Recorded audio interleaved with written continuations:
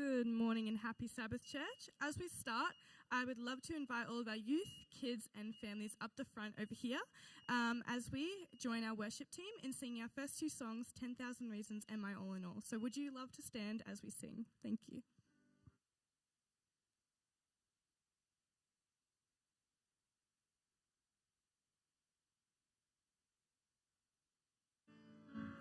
Bless the Lord, oh my soul, oh my soul, worship His holy name. Sing like never before, oh my soul, I'll worship Your holy name. The sun comes up, it's a new day dawning. It's time to sing Your song again. Whatever may pass and whatever lies before me, let me be singing when the evening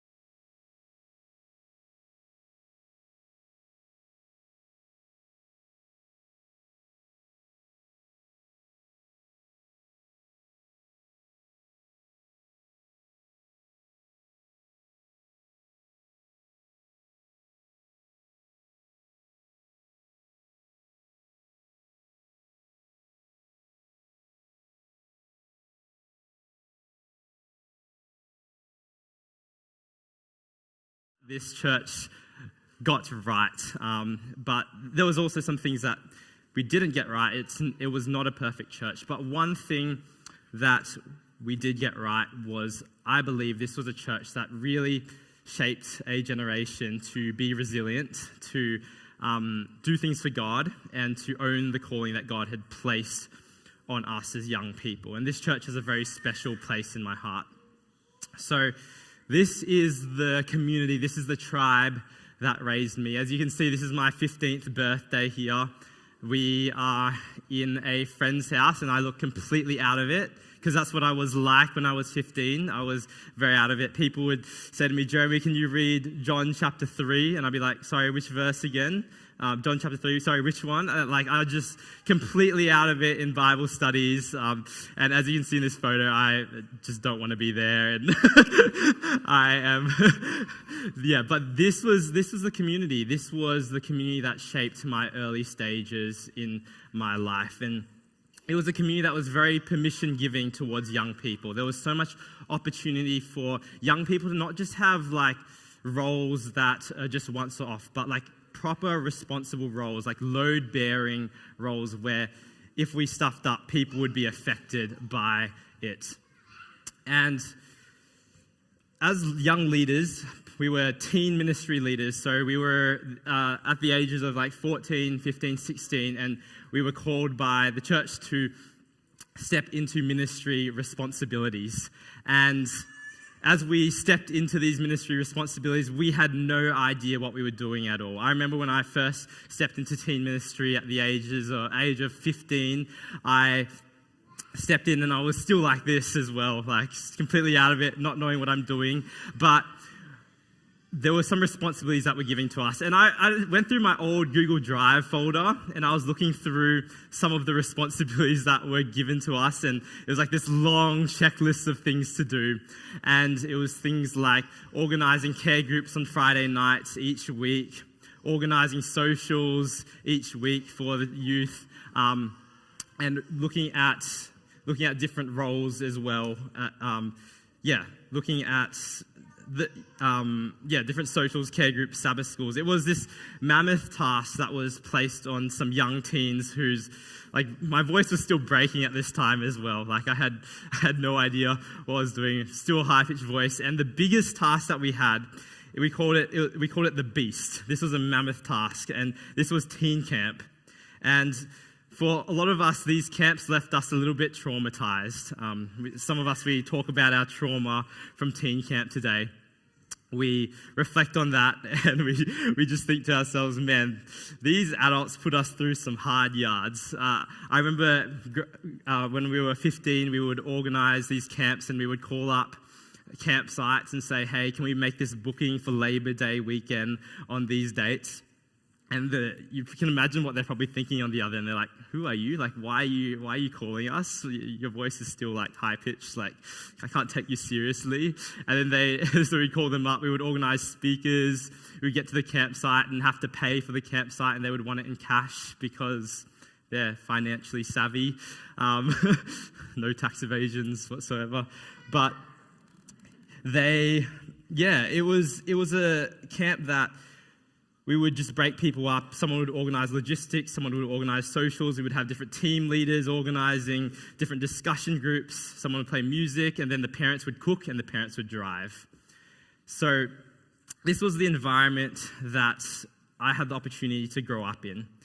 And sometimes, like, we talk about it amongst us as childhood friends when I catch up with them, and we puff out our chests and we say, like, you know, this was the environment that raised us. This made us who we are today. And sometimes we look at, it's a bit toxic, but sometimes we look at people who maybe aren't resilient and we say, it's because they haven't been through teen camp. They haven't done teen camp. Like, you have to go through teen camp. Teen camp makes a boy a man. And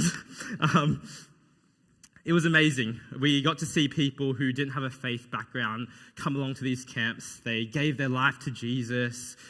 But beyond that, we had this core realization. We believed that God could actually use us, even in a young age, even when we were still figuring it out, even when it didn't make sense for us. And we were still very much on our journey with God. God could still use us where we were at, because God's not looking for age, He's looking for availability. People who are willing, people who are available to be used by Him. And in this kids service today, I want to bring forward that kids can do great things for God when they're given the room to do so. And I believe that if we give opportunity for children, for teens, for young adults, for youth to be able to step into the things that God has called them to do, they would do great things for God. And there are so many characters in the Bible, young leaders who are called by God. I think about King Josiah, who was called to be king at the age of 8. I think about Mary, who was called to bear Jesus as a teenager. I think about the disciples who were probably teenagers themselves, still or at least youth, and they were still figuring it out, but Jesus was patient with them, and because they were available, Jesus used them to do great things for Him. You see, age is not a barrier for God. God is inviting us to be available. And I think King David probably asked the same question. How old must I be for God to use me? God calls and anoints David, probably in his early teens. And King Saul, time and time again, has shown himself to be unfaithful. He constantly disobeys God, goes against God's commands, until finally God says, I've had enough. And he decides to anoint another king, a king who is so much younger, a king who has so much less experience, but a king who is available. And that king is David. Samuel, who is a prophet, is sent to Bethlehem, to the family of Jesse. And one and after another, Jesse's sons are presented to Samuel. And Samuel looks at the oldest son, and the oldest son is big. He has great stature. And even Samuel, the prophet of God, thinks, surely this is the person who is the Lord's anointed. Surely this is the person next in line to be king. But then the Lord says something very profound to Samuel, which was in the prayer, which was, I love this verse. 1 Samuel 16, verses 7, the Lord said to Samuel, do not look at his appearance or his stature, because I have rejected him. Humans do not see what the Lord sees, for humans see what is visible, but the Lord sees into the heart. One by one, 7 of Jesse's sons pass before Samuel, and all of them are not chosen. So Samuel asks Jesse and says, is this all the sons you have? And Jesse says, there is still one more. There is one more son, but he is out tending the sheep. And this is so incredible because David wasn't even considered by Jesse as someone who would possibly be the king. He wasn't even someone who was worthy of having the attention of the prophet Samuel. But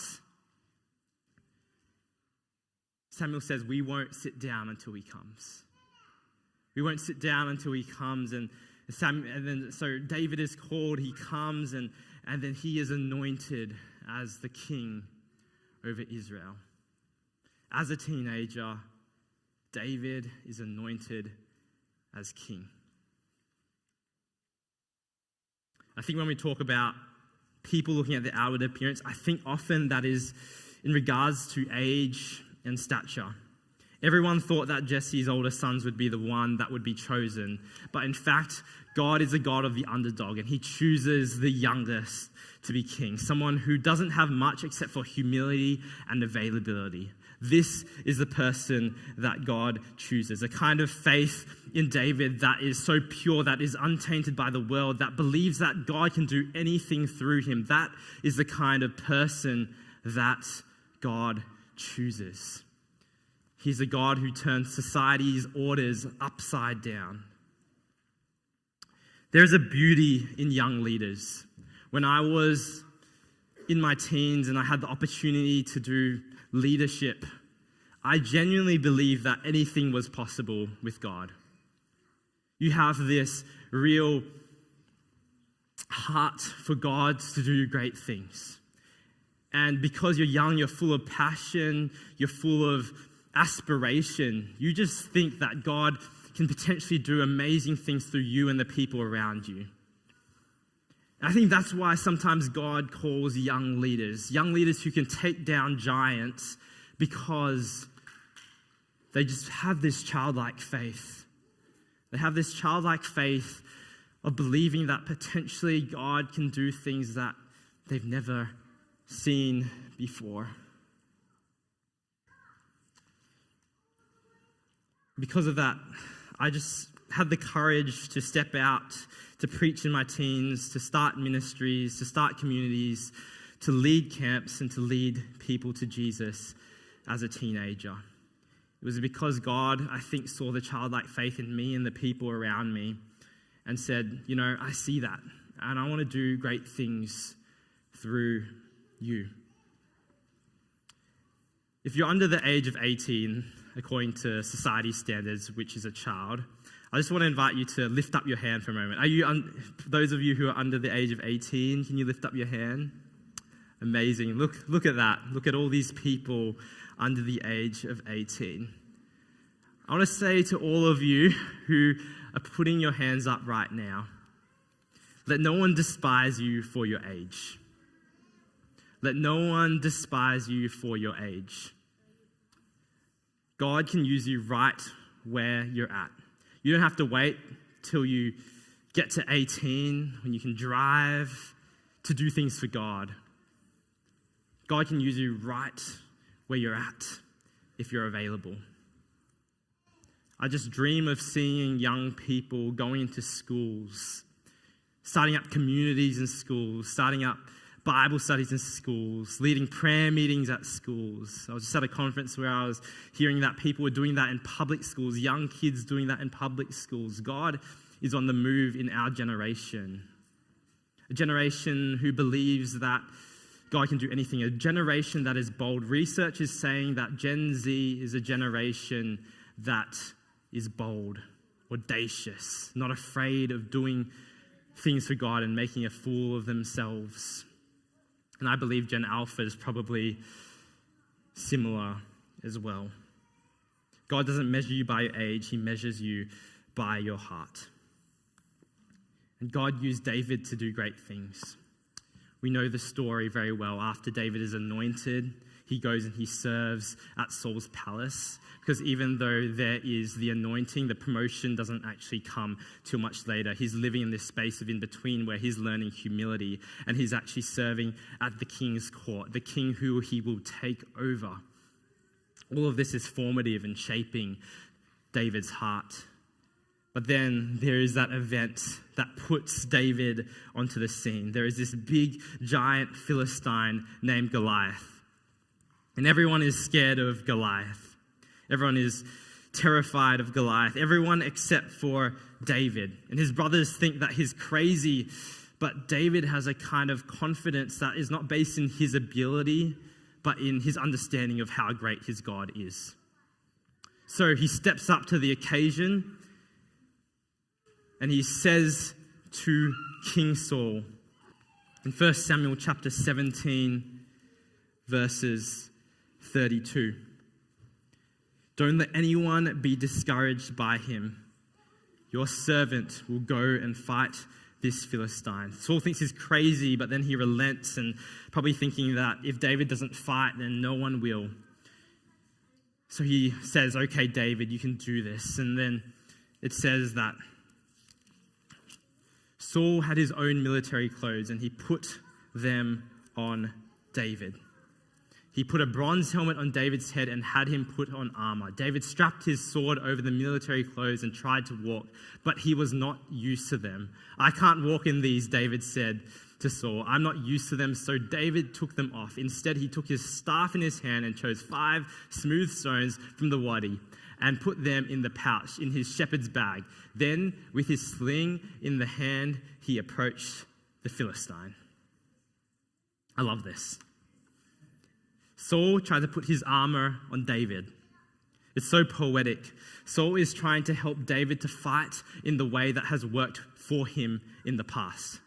You see, Saul had conquered and he had won many battles fighting in this particular way. So he says to David, I'm going to give you the thing that has helped me to win the battles that I have won.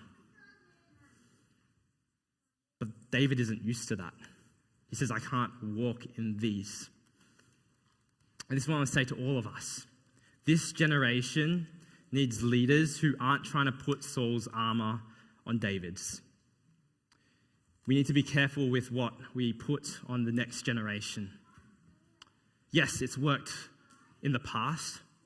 Yes, God has used that to do great things in the past. But God is greater. He's greater than the methods of the past. Sometimes God is training up a generation to fight in a way that is different from the ways of the past. So David goes out with 5 stones and a sling, slays Goliath. You know the song, one little stone went up in the air and the giant came tumbling down. The giant came tumbling down, not because anything special with the stone, not because of anything special with David, but because of the God that David served. Because of the boldness and the audaciousness of David to have faith in a God and to do the impossible. No, I get it. We love our young people. And sometimes in our love for a younger generation, sometimes we can unintentionally ask them to contort themselves in a way that we might feel is right for them. And in the aftermath, after all this, after David slays Goliath, he says that Saul loves David and wants to keep David in his court. He doesn't want David to leave, and he asks David to play music for him, to comfort him when his soul is being stirred up. But then David starts to become more successful than Saul. There's this song that goes around and it says, Saul has slayed his thousands, but David has slayed his 10,000s. And Saul starts to build resentment towards David. He loves David so much as long as David fits into the mold of what he wants David to fit into. But as soon as David steps out of that mold,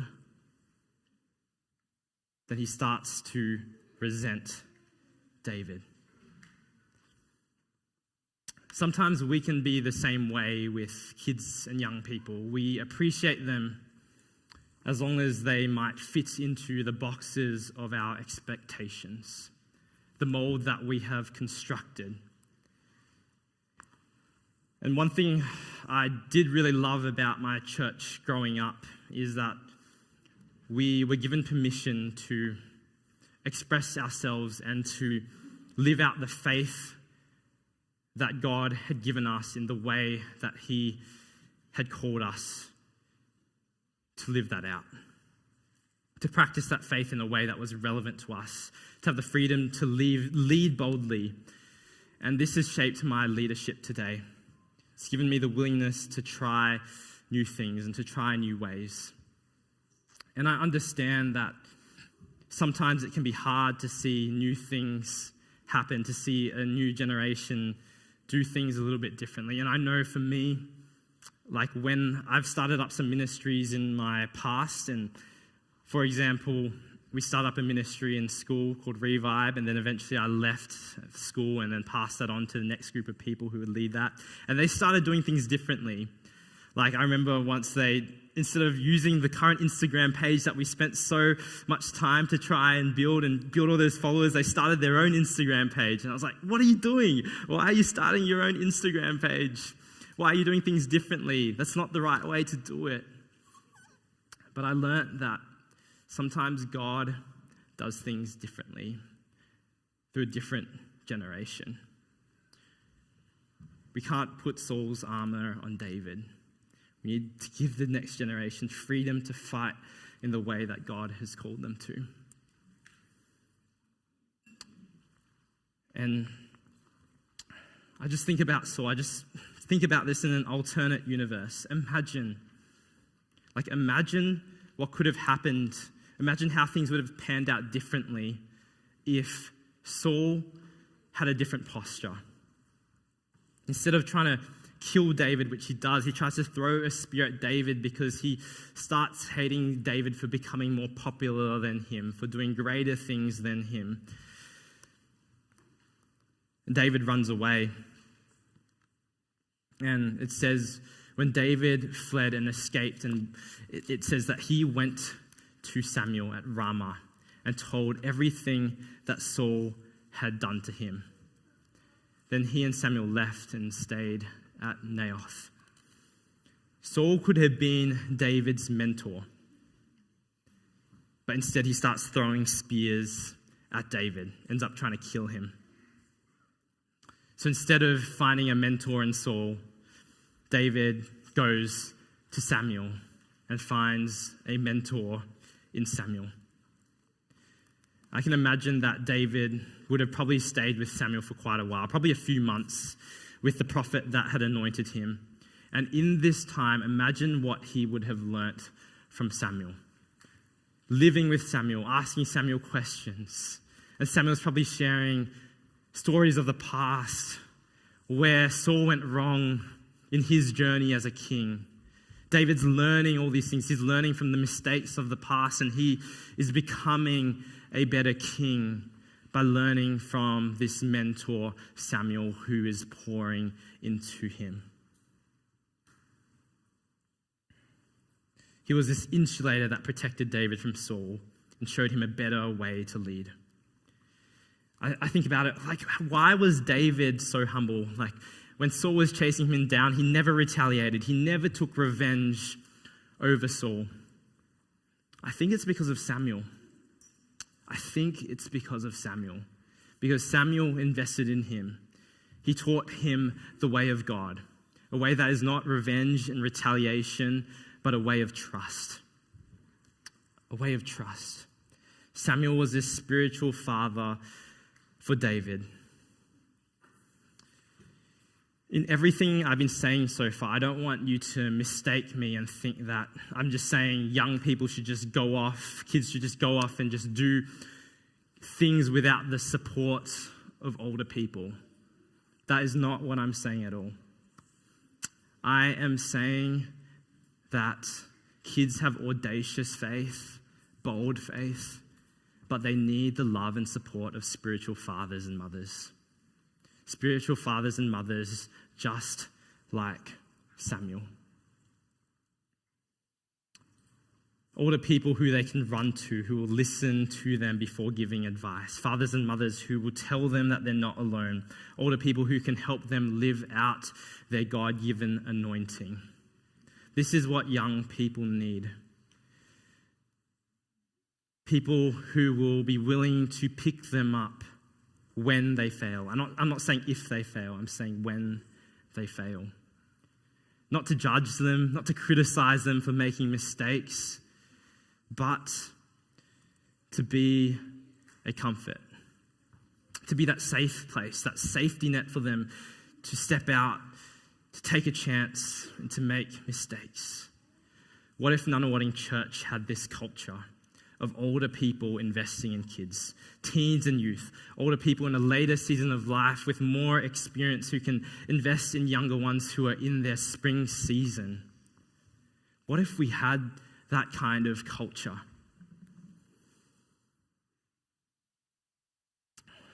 Young, older people who can be that safety net, who are willing to let go, who allow younger people to take risks, to fall short, and to come running back to a safe place in the arms of spiritual fathers and mothers.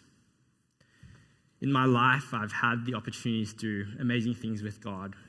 And I'm still pretty young and everything, but in that time of being able to do things for God, probably for about 10 years now, of doing proper ministry with God from my teens to now, it wouldn't be possible without spiritual fathers and mothers in my life.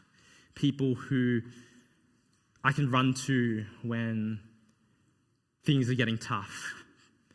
when people are causing me problems, people who can be that place where I can just voice my frustrations, voice my struggles. People who aren't too quick to give advice, but people who are willing to listen first and be that support for me when I'm needing it. That's what a younger generation needs. Spiritual fathers and mothers who believe in the next generation. Every young leader needs a Samuel, a safe place to run to. A person that is not controlling, but spiritual fathers and mothers that are encouraging. And yes, we have some amazing spiritual fathers and mothers here. Like I just think about Derek and Martha, like every time I finish preaching, and I know they don't like this, but every time I finish sharing, like they sit there and they're just so quick to encourage me straight away. And there's so many people in this church who are those spiritual fathers and mothers, and we need more of that. We need more of that. Because that's the way that God relates with us. See, Jesus showed us exactly who the Father is. He's a God who does not see people in light of their appearance. God who does not judge people and use people based on their appearance or their stature. He's not a God who forces us into a particular mold, but in fact, he helps us to live out who we were created to be. Live in the freedom of who we were created to be. And a God who welcomes us home when we fall short. Who picks us up when we walk away, when we make mistakes. He is a God who is right there to pick us up. That is the heart of the Father. And we see that in the life of Jesus. See, Jesus didn't come as this giant, as this big figure that is scary and intimidating, but he came in just normal appearance, humble appearance, an appearance of just an ordinary person to show us the heart of God, to show us that God is not one to use people based on how much talent they have, how much physical looks they have, how much age they have or experience they have, but no, he is a God who uses ordinary people, little people who can do extraordinary things for God. And I think the reason why sometimes God uses young people to do great things, or even older people who don't feel like they have much to do great things, is because they realize that. And because they realize what they don't have, they lean into a God who does have everything. They trust in a God who is greater, a God who can do the impossible. He is the God of the underdog. He prefers to work through humble people of this world who have a childlike faith. Because these are the people that he can do the impossible through. The people who have that crazy faith to believe that God can do anything. That God can do the impossible. They have the imagination. They haven't lost the wonder and the awe of who God is. He prefers to use people like that rather than people who think that they have it all together. So may we be a church today. May we be a church today that trusts, that believes in the God who can do the impossible. May we give room for young people and people who have a childlike faith to step out and to try new things, to make mistakes. May we be a church that picks these people up when they fall. May we be a church of spiritual fathers and mothers who can encourage and support before we criticize. And above all else, may we have the heart of the Father, the heart of our Heavenly Father, who gives us room, who gives us freedom, and picks us up when we make mistakes.